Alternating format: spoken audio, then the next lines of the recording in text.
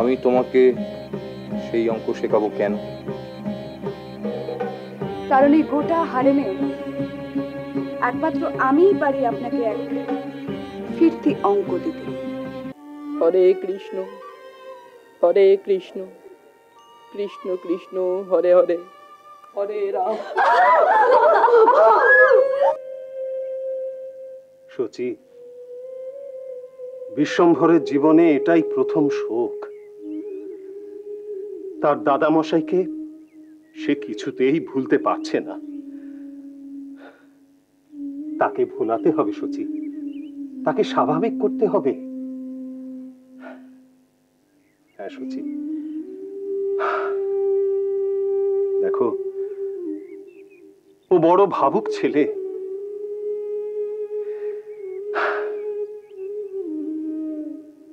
তুমি ওঠো, ওকে গিয়ে ভোলাও, ওকে স্বাভাবিক করো।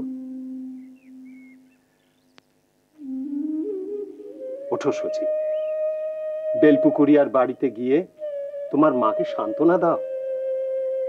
যজ্ঞেশ্বরের পাশে দাঁড়িয়ে তাকে পিতৃদায় থেকে উদ্ধার হতে সাহায্য করো। ওঠো সচি।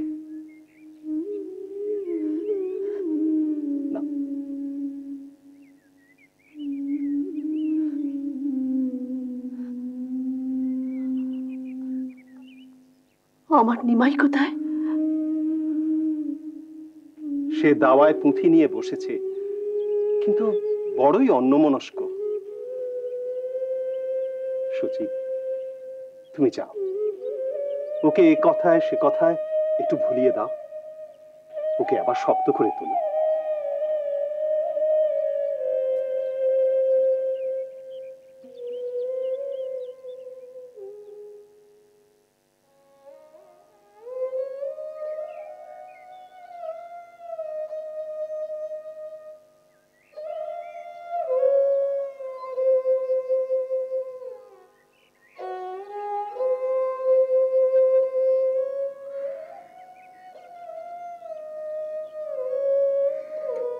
মা, এখন তাহলে আমরা আসি। মাগো, সন্ধে হয়ে এলো, তুমি সাবধানে থেকো মা। আমার আর থাকা থাকি, তার আবার সাবধান।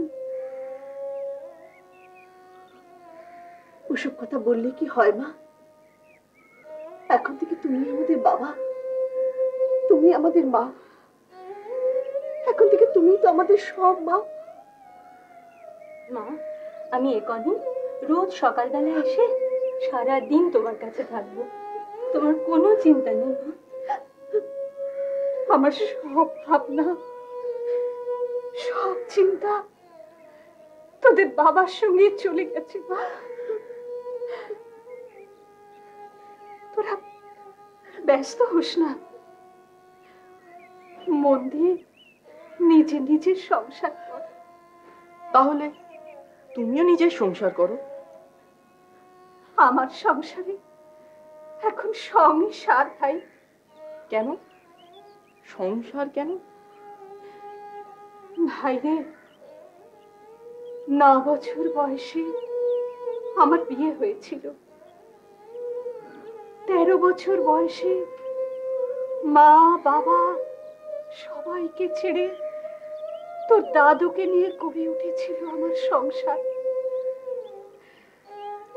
তারপর সেই সংসার ভরিয়ে দিতে একে একে এলো তোর মা, মাসি, মামা,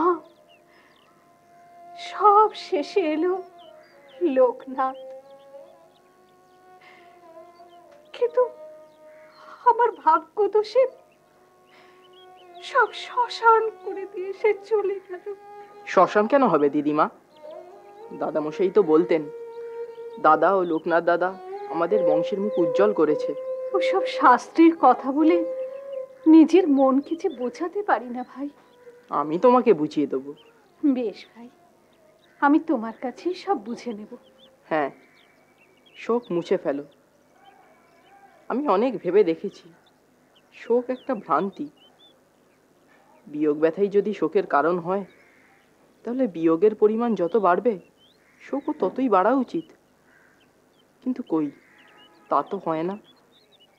বুঝতে পারলাম না ভাই। বুঝতে পারলে না? এই ধরো, যেদিনকে দাদামশাই আমাদেরকে ছেড়ে চলে গেলেন, সেদিনকার আমাদের মনের অবস্থা আর আজকের আমাদের মনের অবস্থা তা কি এক? সদ্য সদ্য দাদামশাইকে হারিয়ে যে শোক, আর 12 দিন পরের যে শোক, তা কি বেড়েছে না কমেছে? দাদু ভাই, আমার কর্তার সাধের একতারা তুই একই কথা শোনালি ভাই, একই কথা শোনালি। এখন আমি বুঝতে পারছি কর্তা কেন তোকে তার সব পুঁথিপত্র দিয়ে যেতে বলেছেন। তুই মস্ত বড় পণ্ডিত হবি ভাই, মস্ত বড় পণ্ডিত হবি। মা, রাত্রে আসছে। নিমাই, চ আজ আমরা উঠি। উঠবি না? যজ্ঞেশ্বর বাজারে গেছে, আসো তোদের পৌঁছে দিয়ে আসবি। দাদু ভাই, আমার কর্তার সাধের একতারা রাত হয়ে আসছে, একটু ঠাকুরের নাম শোনাও ভাই। শুনবে? তাহলে শোন। আমি ধর্ম জানি না, জানি না তোমারে, জানি হরি, শুধু তোমারে জানি হরি। আমি ধর্ম জানি না, জানি না তোমারে জানি হরি। অন্তরে বসে তুমি যা করাও আমি নিশিদিন করি। আমি ধর্ম জানি না, জানি না তোমারে জানি হরি, শুধু তোমারে জানি হরি। গোপাল, আমার ঘরে দুধ চুরি করেছিল। তোদের তোদের নারায়ণ পূজা সার্থক হয়েছে বাবা। একবার ডেকে দে বাবা। বিপিন, মা যখন বলছে তখন গিয়েই দেখো না, ও নিশ্চয়ই আসবে। যাবো, কবিরের মশাই আসুক, ওনাকে ডেকে এসছি। কবরেজের দরকার নেই বাবা, দরকার নেই। তোরা আমার অনেক করেছিস বৌমা, বৌমা, আমার অনেক করেছিস মা। কাছে মা, কাছে কাছে মা, কাছে।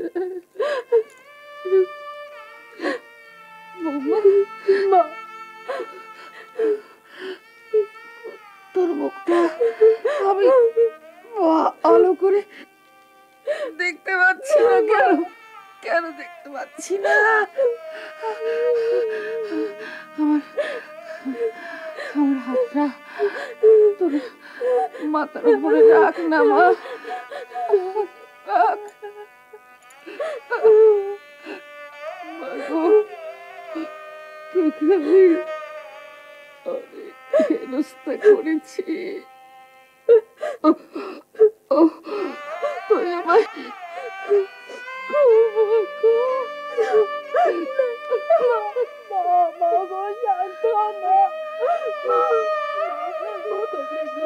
ওষুধ দিলে দেখবে দেখবে তোমার সব কষ্ট ঠিক হয়ে যাবে মা।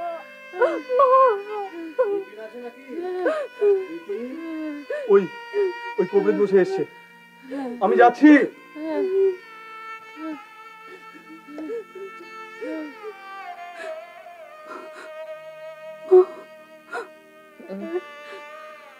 নিমাই নিমাই এলো না বৌমা, তার তার দর্শন না পেলে আমার যে মুক্তি নেই।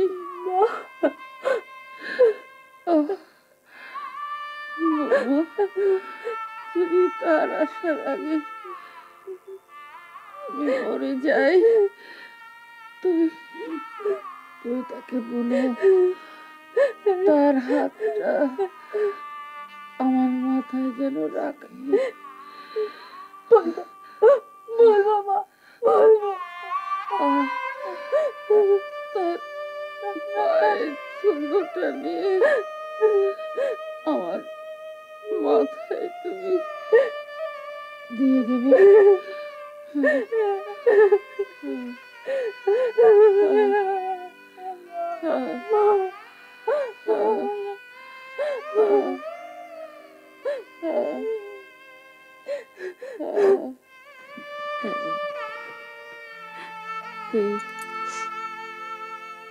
কে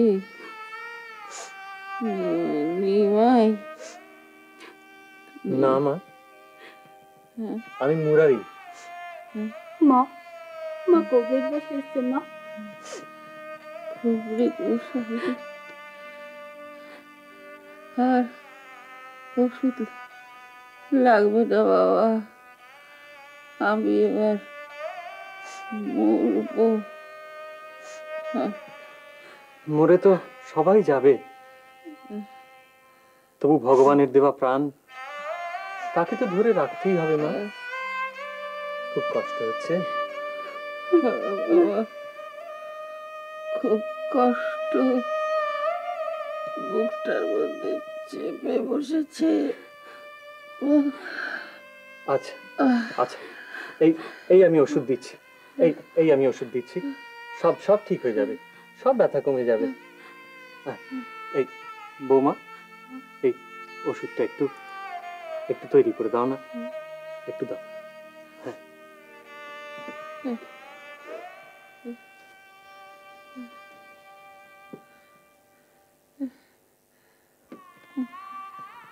বাবা, বলো মা।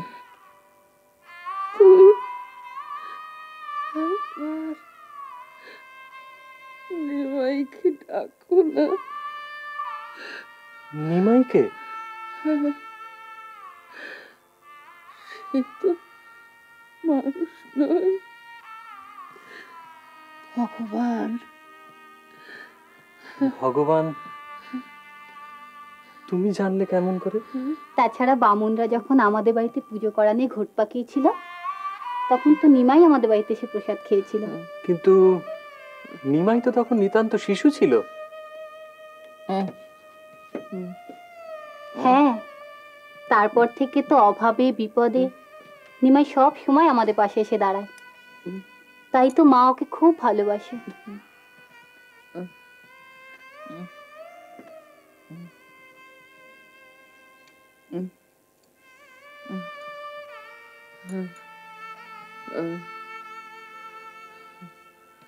বৌমা, বিপিন এলো না?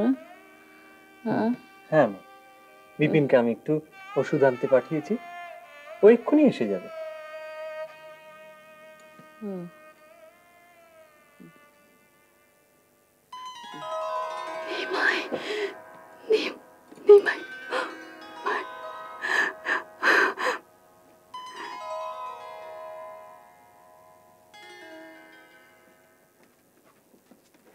তুমি এখানে? বিপিনের সাথে কি তোমার দেখা হয়েছিল? না, আমি তোমার বাড়িতে গিয়েছিলাম তোমার খোঁজে। গিয়ে শুনলাম তুমি নাকি এখানে। এসে দেখি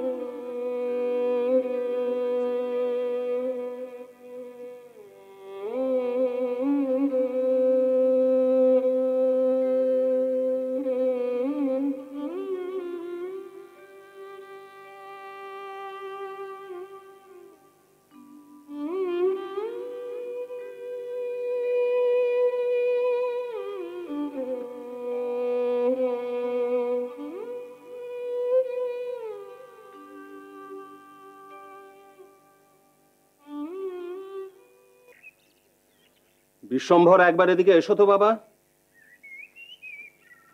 ছেলেকে বেশি কিছু বলবেন না, ও বড় অভিমানী।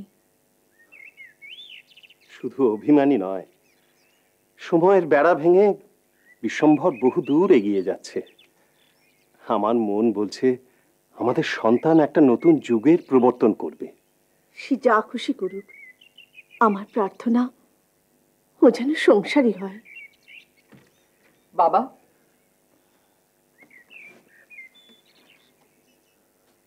আপনারা কথা বলুন, আমি ভেতরে যাই।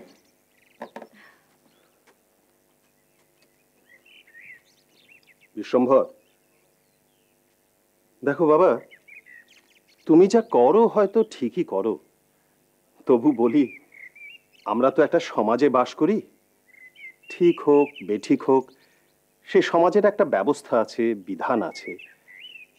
আমরা তো সেটা ভেঙে ফেলতে পারি না বাবা, আমাদের তো সেটা মেনে চলতেই হবে। ক্ষমা করবেন বাবা, সমাজের ব্যবস্থা মানুষের কল্যাণের জন্য, তাদের সুখে দুঃখে তাদের সঙ্গী হওয়ার জন্য হওয়া দরকার। তাই মানুষ সমাজ ব্যবস্থার জন্য নয়, সমাজ ব্যবস্থা মানুষের জন্য। তাই তাতে যদি কোনো ভুল বা ত্রুটি থাকে তাহলে তার সংশোধন হওয়া দরকার, তার প্রতিকার হওয়া দরকার। কিন্তু সে তো করবেন সমাজ কর্তারা, তুমি আমি নয়। বাবা, সমাজের কর্তারাও তো আপনার আমার মতনই মানুষ। তাই তাদের দেওয়া বিধানে ব্যবস্থায় যদি কোনো ত্রুটি থাকে তাহলে আমরা তা কেন সংশোধন করতে পারবো না? বাবা, বাবা, ওই ভৈরব ভট্টাচার্য আর ওনার সঙ্গে কয়েকজন আপনার সঙ্গে দেখা করতে এসেছেন।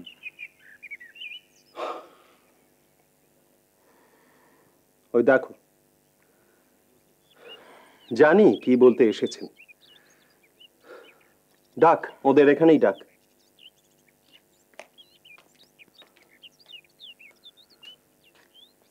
বিশ্বম্ভর, ওরা বাড়ি বয়ে এসেছেন। দেখো, প্রয়োজনের অতিরিক্ত কিছু বলো না যেন, কেমন? বসুন বসুন বসুন, হ্যাঁ এইখানে বসুন। তারপর সদল বলে, কি খবর? না, তেমন কিছু নয়। সামান্য কয়েকটা কথা ছিল, তা ভাবলাম আপনাকে ডেকে পাঠাই। তারপর শুনলাম আপনার শরীর নাকি ভালো নেই, তাই। কোথায় শুনলেন? ওই যে মুরারি কবিরাজ সকালবেলা ডাকা হয়েছিল তো। থামো তো। হ্যাঁ, মুরারি বলছিল আপনার শরীর নাকি ভালো যাচ্ছে না, তা ওষুধ বিশুধ খাচ্ছেন তো?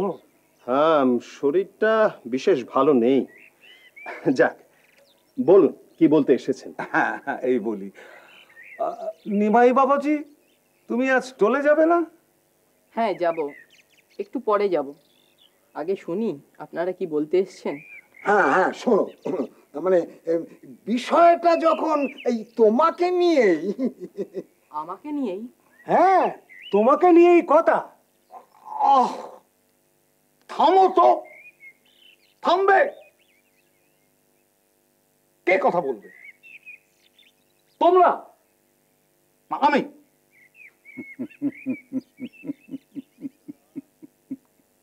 রাগ করো না বাবাজি, তুমি আমাদের পল্লীর সেরা ছাত্র। আর শুধু বা আমাদের পল্লীর কেন, হয়তোবা নবদ্বীপের সেরা ছাত্র। আগামী দিনে তুমি সমাজের মানুষকে শেখাবে, শাসন করবে। সেসব এখন অনেক দূরের কথা, আসল কথায় আসুন। বলুন কি বলবার জন্য আপনাদের আগমন? কাল রাত্রে বিপিনের মা সুরবালা দেহ রেখেছে, মুরারি তার চিকিৎসা করছিল। যাতে কবরেজ করতেই পারে। চুপ। যা বলছিলাম, চিকিৎসা করছিল, তা করছিল, কিন্তু রাত্রে তার শেষ সময় মুরারি উপস্থিত ছিল। তা থাকতেই পারে। না, সেজন্য বলছি না, কিন্তু সে শ্মশানে গিয়েছিল। আমিও গিয়েছিলাম। এটা অনাচার নয়? কেন অনাচার কেন? মানুষ যখন জন্মায় তখন সে তার জাত নিয়ে জন্মায় না, আর যখন মারা যায় তখন সে তার জাত নিয়ে যায় না। বামুনের মরা পোড়ালেও ছাই হয়, অন্য জাতের মরা পোড়ালেও ছাই হয়। বামুনের মরার ছাইও 2.5 পোয়া, অন্য জাতের মরার ছাইও 2.5 পোয়া।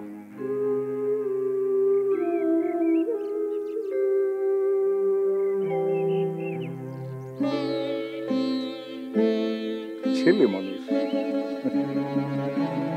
তাই বলে কি বাবাজি মরে গিয়ে ছোট জাত বামুনের সমান হয়ে যাবে?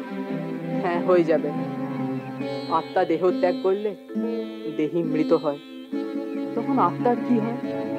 তবে নশ্বর, সে পরমাত্মার দিকে ছুটে যেতে চায়। কোনো অস্ত্র একে ছেদন করতে পারে না, অগ্নি একে দগ্ধ করতে পারে না, জল একে আর্দ্র করতে পারে না, বায়ু একে শুষ্ক করতে পারে না। তাহলে এই আত্মার কি কোনো ব্রাহ্মণ অব্রাহ্মণ জাত বলে কিছু আছে?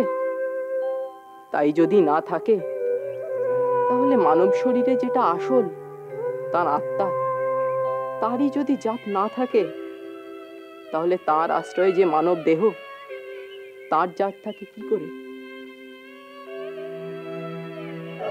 এসো এসো মুরারি, এসো। দেখো দেখি নাইটা ভালো করে টিপে। কদিন ধরে শরীরটা বড় গড়বড় করছে ভাই। আচ্ছা চলো ভেতরে চলো। আমরা আজ চলি পণ্ডিত মশাই। ও হ্যাঁ হ্যাঁ, আসুন আসুন, চলো মুরারি, ভেতরে চলো ভেতরে চলো। জি মশাই, একটা কথা আছে। বলো বাবাজি।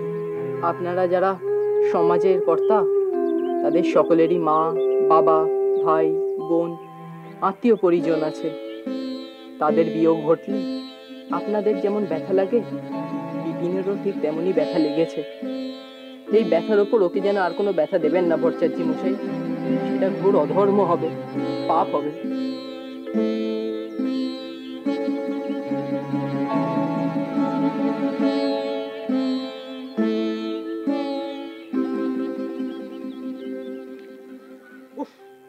ছেলেটা কি বিপজ্জনক রে বাবা।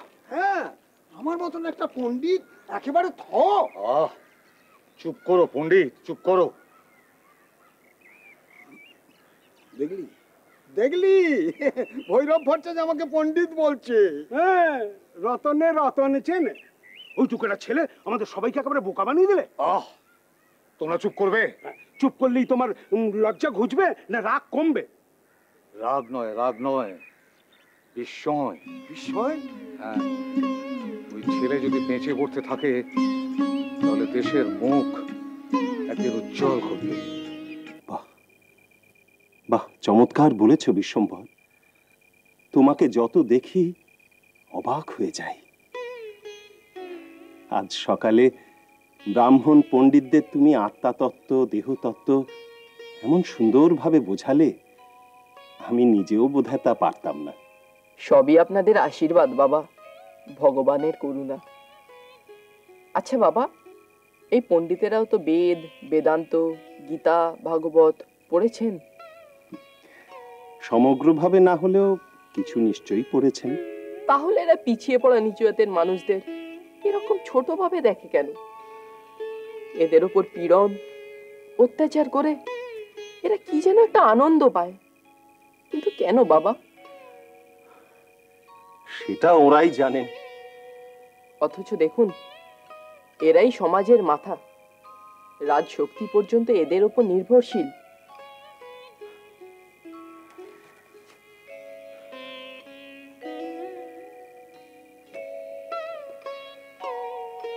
কি জানো বাবা, যে রাজত্বে রাজা নিজেই অপারগ, অপদার্থ, পরনির্ভরশীল, সেখানে এইসব অন্যায়কারী অপদার্থের দল তো প্রশ্রয় পাবেই। সেখানে বাঁশের চেয়ে কঞ্চি দরও হবেই।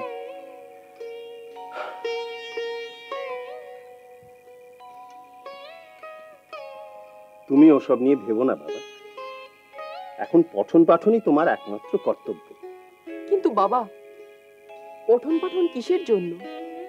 ন্যায়, দর্শন, তর্কশাস্ত্র, এগুলো কি শুধুই কতগুলো কথার কথা, পুঁথিগত বিদ্যা? না বাবা, এভাবে চলতে পারে না। এর থেকে মুক্তি চাই, এর থেকে মুক্তি চাই বাবা। শান্ত হও, শান্ত হও বিশ্বম্ভর, শান্ত হও।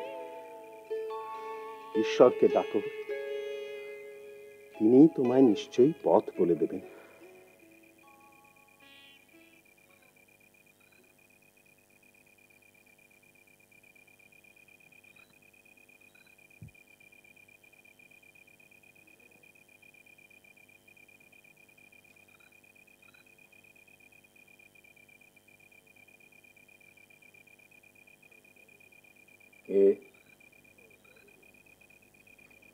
ও জগদীশ। হ্যাঁ আচার্যদেব। তোমাকে বেশ কিছুদিন দেখিনি, তুমি কি শান্তিপুরে ছিলে না? আগে না গুরুদেব, আমি একটু গৌরনগরে গিয়েছিলাম। গৌরনগরে? হঠাৎ আমার এক বিশিষ্ট আত্মীয় হঠাৎ ওখানে অসুস্থ হয়ে পড়েন। সেই সংবাদ পেয়েই আমি তাকে দেখতে গিয়েছিলাম। ও, তা তোমার সেই আত্মীয় এখন কেমন আছেন? তিনি তো ভালোই আছেন, তবে তবে কি? গৌড়ের হালচাল দেখে আমি নিজেই প্রায় অসুস্থ হয়ে ফিরেছি গুরুদেব। কেন কেন? সেই উচ্ছৃঙ্খল হাফসিদের রাজত্ব তো শেষ হয়ে গিয়েছে। শুনলাম গৌড়ের সিংহাসনে এখন হোসেন শাহ বলে কেউ সুলতান হয়ে বসেছেন। তিনি তো সৈয়দ বংশের বংশধর বলে শুনেছি। আপনি ঠিকই শুনেছেন গুরুদেব, তবে তিনি এখনো ঠিক থিতু হয়ে বসতে পারেননি সিংহাসনে। ওই হাফসি খোঁজাগুলোকে প্রাসাদ থেকে তাড়িয়েছেন ঠিকই, তবে দেশ থেকে এখনো তাড়াতে পারেননি। এই হাফসি খোঁজাগুলোই দাপিয়ে বেড়াচ্ছে গৌরনগর। তার মানে সেই একই অবস্থা চলছে? আগে হ্যাঁ গুরুদেব, দেশে আইনের শাসন বলে কিচ্ছু নেই। খুন জখম, লুটতরাজ সব অবাধে চলছে। এমনকি ঘরের মেয়ে বউরা চার দেয়ালের মধ্যেও নিরাপদ নয়। ধর্মকর্ম সব শিখেই উঠেছে গুরুদেব। শ্রীহরে। আচ্ছা, সুবুদ্ধি রায় তো এখনো গৌড়ের শাসনকর্তা, মানে নগর অধিকারী আছেন? আগে আছেন, স্বপদেই বহাল আছেন। তাহলে তিনি তো অতি বিচক্ষণ বুদ্ধিমান ধর্মনিষ্ঠ লোক। তিনিও পারছেন না এই দুষ্কৃতীদের হাত থেকে গৌড়বাসীর মান প্রাণ ধর্ম এসব রক্ষা করতে। ওই হাবশি খোঁজাগুলোর ক্ষমতা এখনো নেহাত কম নয় গুরুদেব। ওরা ওরা মানুষ নয়, পশু। দয়া মায়া বিচার বিবেক এ সমস্ত ওদের রক্তেই নেই। সরাসরি ওদের দমন করার ক্ষমতা খোদ সুলতানেরও নেই গুরুদেব। তাহলে তো একমাত্র শ্রীহরি পারেন গৌড়বাসীদের রক্ষা করতে। আগে হ্যাঁ, আমি তো সেই রকমই দেখে এলাম গুরুদেব। তবে প্রাণের ভয় যতই থাকুক, মানুষকে কাজে কর্মে হাটে বাজারে তো বাইরে বেরোতেই হয়। বটেই তো, মানুষজনকে তো পথে বেরোতেই হবে। আর না বেরোলে তারা খাবে কি, পরবে কি? সেই তাগিদেই হয়তো মানুষ এখনো বাইরে বেরোচ্ছে, না হলে বেরোতোই না। বাজার হাট যা বসে সব ওই ভোরবেলা, কারণ ওই হাবশিগুলো সেই সময় ঘুমোয়। আমি ভাবছি জগদীশ, তুমি যখন সেই গৌড়ী গেলে তখন গৌড়ী ও চতুষ্পাঠীর পণ্ডিত প্রভাকর মিশ্রের একটা সংবাদ নিয়ে এলে পাঠে। বহুকাল হলো তার কোনো সংবাদ পাই না। আমি তার সঙ্গে সাক্ষাৎ করেছি। সাক্ষাৎ করেছ? খুব ভালো। অত বড় দিগ্বিজয়ী পণ্ডিত কিরকম ভাবে গৌড়ে পড়ে রয়েছেন যেন শত্রুপুরীতে আছেন। তিনি কেমন আছেন? ভালো থাকবার তো কথা নয় গুরুদেব। যদিও সুলতান হুসেন শাহ ওনাকে খুবই খাতির যত্ন করেন, তবু ওই হাবশিগুলোর ভয়ে সারাক্ষণ। হ্যাঁ, কখন আবার পদ্মবনে মত্তহস্তির আক্রমণ হয় তার ঠিক কি। একদিন ভোরবেলা গঙ্গা থেকে স্নান সেরে ফিরছি, পথে একটা বাজার পড়ে। ওই ভোরবেলাতেই বাজার একেবারে জমজমাট। সবাই যেন ওই কেনাকাটা বিক্রি বাটা করে তাড়াতাড়ি বাড়ি ফিরতে পারলেই বাঁচে। এখানে আবার নিয়ে এলি যে, এখানে নিয়ে এলি যে বড় বাড়ি কটা ক্ষীরমন্তা নিয়ে যেতে হবে না? আবার ক্ষীরমন্তা? এখন ঘরে ফিরতে পারলে বাঁচে। হয়তো করেছো কি করতে? এই সমস্ত মেয়েকে নিয়ে বাজারে বেরিয়েছো? কি আর করি বলো, দিনকাল যা খারাপ, কখন বাজারে কি হয়ে যায়। তারপরে দুটো তো হাত, দুটো মাল হাতে, আরো যদি কিছু নিতে হয় তাই মেয়েটাকে সঙ্গে করে। না না কর্তা, কাজটা তুমি ভালো করনি। হ্যাঁ তাই তো, সেই ভোরবেলা বেরিয়েছি। তাহলে এই ভোর থাকতে থাকতেই বাড়ি ফেরত যাও। হ্যাঁ হ্যাঁ বলো কি? হ্যাঁ হ্যাঁ। এই কিন্তু বাবা, মা যে বললো কটা ক্ষীরমন্তা নিয়ে যেতে। ওফ, তোর মার জন্য এবার ধনে প্রাণে মরবো।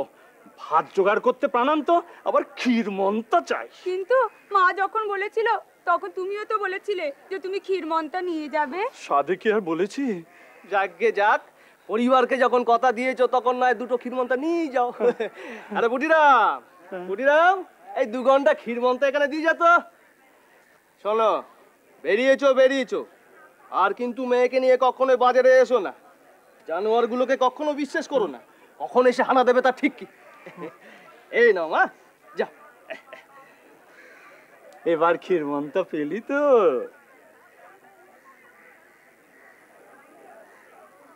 আমাকে 1 ঘন্টা ক্ষীরমন্তা দিন তো মদক ভাই। আচ্ছা পুটিরাম, 1 ঘন্টা ক্ষীরমন্তা দে তো।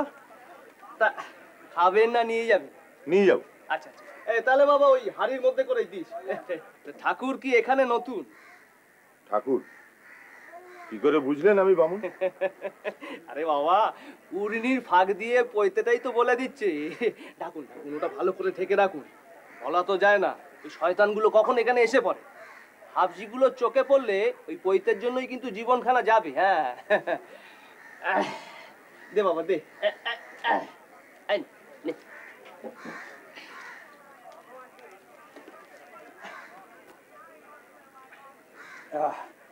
ক্ষীরমন্তা তো দিলে, দামটা কত হলো? আপনার 2 ঘন্টা ক্ষীরমন্তার দাম হলো গে শয়তানগুলো আসছে।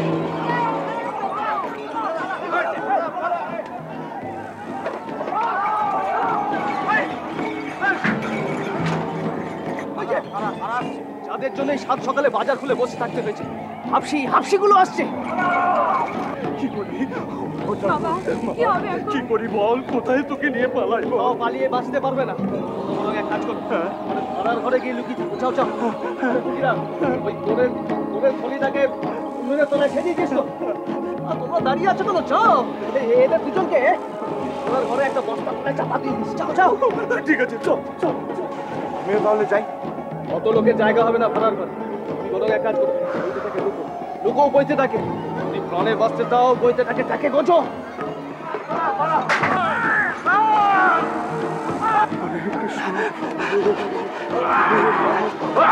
ছেড়ে দাও বাবা, আমার দোকানে মন্ডা মিটে ছাড়া কিছু নেই। সত্যি বলছি, সবাই ছেড়ে দাও, সত্যি বলছি, সবাই ছেড়ে দাও বাবা, পায়ে পড়ি।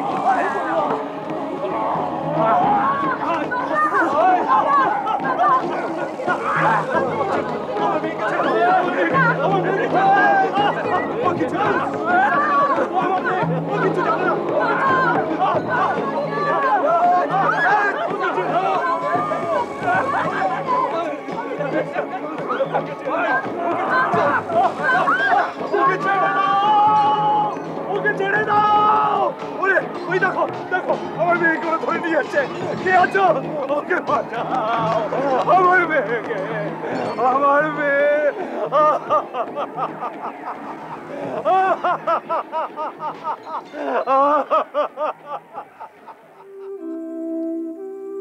তারপর তারপর কি হলো জগদীশ?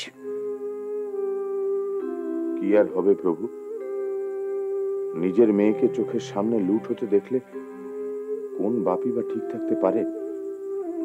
পাগলের মতো ছুটে বেরিয়ে গেল যেদিকে জবনরা নিয়ে গেছে তার মেয়েকে। আমরা কিচ্ছু করতে পারলাম না, অসহায়ের মতো তাকিয়ে রইলাম।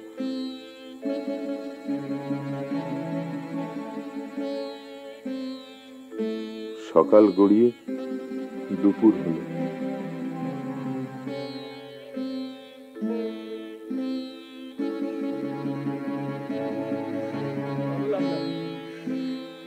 অনেক চেষ্টা করেও মেয়েটাকে বাঁচাতে পারলাম না ঠাকুর। মেয়েটিকে ওরা কোথায় নিয়ে গেল? যেখান থেকে ও আর কোনোদিন ফিরবে না।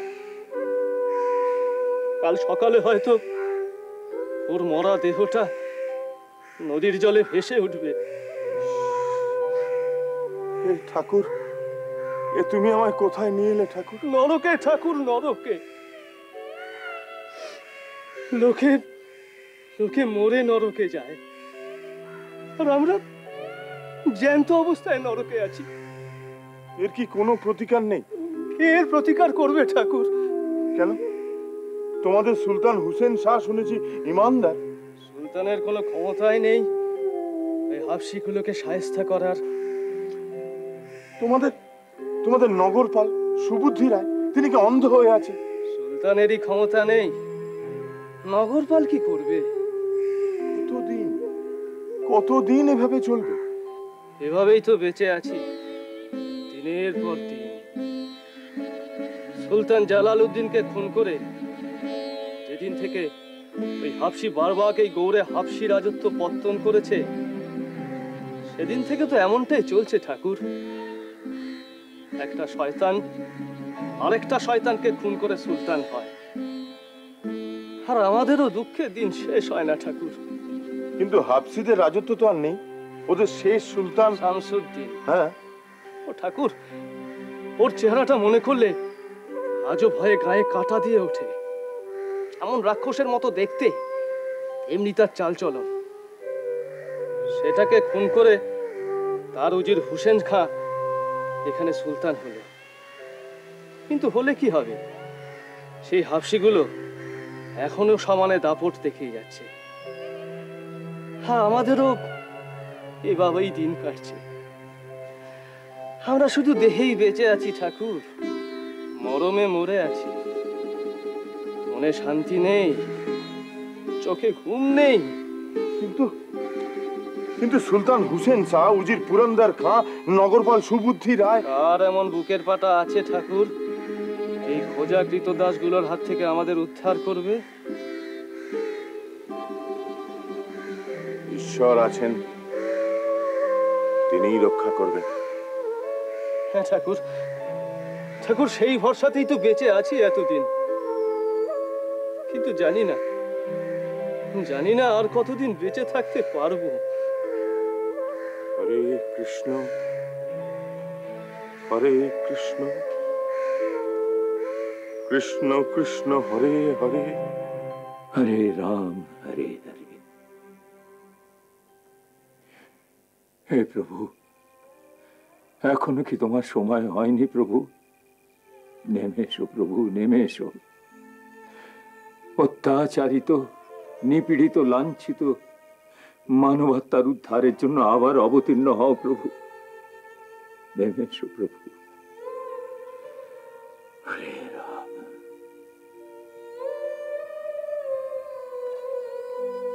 আমি ভেবেছিলাম নতুন সুলতান হুসেন শাহ আসার পর ওই হাফসিদের অত্যাচার বুঝিবা বন্ধ হয়েছে। না, দুষ্ট ক্ষতের মতো এইসব নিপীড়ন মন্ত্র বলে হঠাৎ বন্ধ হয়ে যাবে তাও তো হয় না। তবে পরিবর্তন একটা হয়েছে ঠিক। তবু এখনো শুভ শক্তি অশুভ শক্তির বিনাশে সক্ষম হয়ে উঠতে পারেনি। তবে হবে, আজ হোক কাল হোক, গৌড়ের অরাজক অবস্থা অবসান হবে।